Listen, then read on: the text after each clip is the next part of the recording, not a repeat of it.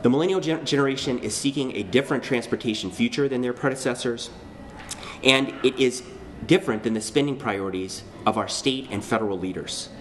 Our state transportation budget is out of touch with the way young people are getting around and the transportation future that they seek. State leaders need to reform transportation priorities or risk losing the young talent and educated workforce that are critical to our future economic prosperity.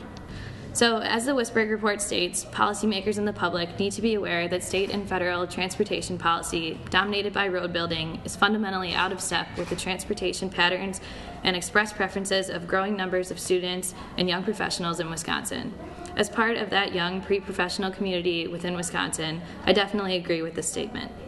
So going into my senior year at UW, and as I start to think about where I may end up after graduation, the existence of biking and public transportation options are increasingly important to me. This is the case especially considering that paying off student loans will need to be of higher priority for me than buying a car once I graduate. Let me just get right to the point.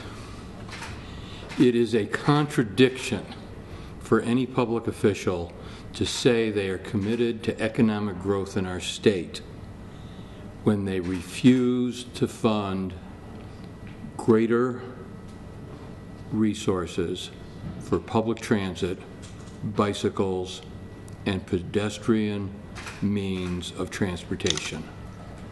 There's no question about that.